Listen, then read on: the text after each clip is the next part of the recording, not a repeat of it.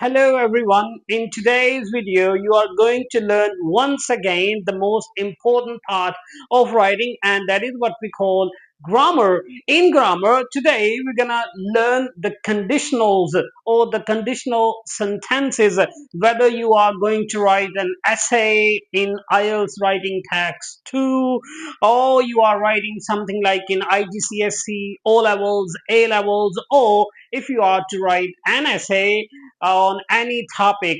At the end of any essay, what you specifically do, you certainly give your own opinion. So when you are to give your own opinion, what you do, you certainly can or you should use these conditionals. So let's have a look at these conditionals now.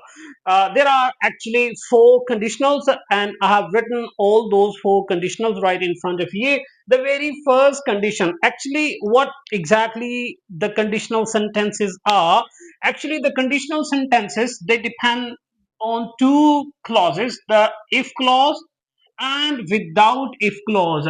If clause sentence, in first conditional sentence, if clause sentence contain, or the structure of first conditional sentence is something like, we can say if plus subject, or we can say if plus present indefinite or present simple. This is if clause.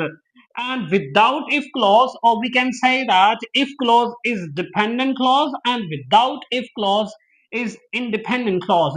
Independent clause is in future simple, or we can say future indefinite tense, right? So if your if clause comes at the beginning of the sentence, what you are to do, you are to place comma after if clause. So if he works hard, so if clause is representing present indefinite or present simple sentence, and without if, future indefinite. In future indefinite, what we do, we actually use will or shall, right? So this will or shall, instead of will or shall, what you can use, you can use may, you can use can, or you can also use should. These words that you can also use instead of will or shall in the first conditional. First conditional sentence can also be written in another way. And what is that way? You can use a main clause. You can write the main clause at the beginning. For example, he will pass the exam if he works hard. In first conditional sentence, or if you are using the if sentence at the end of, or if clause at the end of the sentence, you are not supposed to use comma in this case. But if you are using if sentence or if clause at the beginning, then you have to use the comma, right? This is the rule. So this is how first conditional sentence is written. In the first conditional sentence, it fulfills the condition. I mean, like 90%, like it means that your sentence or whatever you are writing, the action that you're going to do in the first conditional sentence, it means that it will be fulfilled 90%, right? There are the chances that this, for example, in this sentence, if he works hard, he will pass the exam. It means that uh, there are the possibilities, the maximum possibilities are there that he would pass the exam. Now we are heading towards the second conditional sentence. In the second conditional sentence, if clause is in past indefinite or past simple. Without if sentence is would plus first form, or we can say the base form of verb. Okay, the base form of verb, right? The word would, instead of would, we can also use some other words. That those words can be might, could. You can also use these words instead of would, right? So if clause, if he worked hard, comma, he would pass the exam. So you can also write this sentence in different way or in another way, like he would has the exam. If you are not supposed to place comma here, because if clause is coming at the end of the sentence, right? If he worked hard. So this is your second conditional sentence. In the second conditional sentence, the possibility of the action to be done is only 10%. It means that there are the chances, only 10% chances that the action would be fulfilled. This is the second conditional sentence. In the third conditional sentence, if clause, third conditional sentence, if clause usually is written in past perfect. Without if clause usually is written in would plus have plus third form of verb.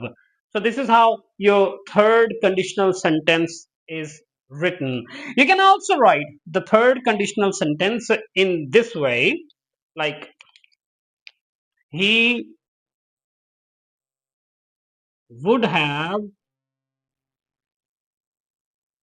passed the exam if he had worked hard. So this is your third conditional sentence. In the third conditional sentence, the action that is to be fulfilled, the chances of the fulfillment of an action is only 0%. Right? It means that the action is not going to be fulfilled in the third conditional sentence. Third conditional sentence can also be written without if, and in third conditional sentence you can use with instead of using would, you can also write might or would, right? The Now there is another conditional, that is what we call yes, the third conditional sentence can also be used without if. So how this can be used, let me write down in the form of sentence, like had he worked hard, he would have passed the exam. This is your third conditional sentence, that how you can write it without if. So if you are using third conditional without if, you have to start it with from had.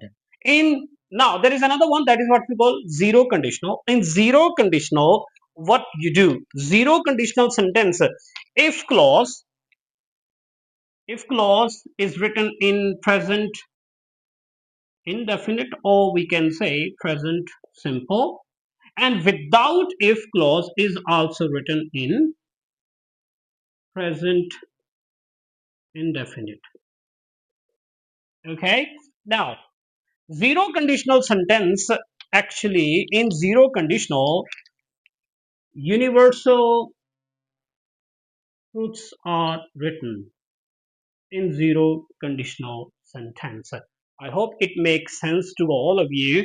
Zero conditional sentence. So when you are writing IELTS, writing task 2, or in writing task 1 as well, you can use, when you are to give your own opinion, you should use the first conditional sentence, because in IELTS you are to use the variety of structure if you want to score 7 or 7 plus bands.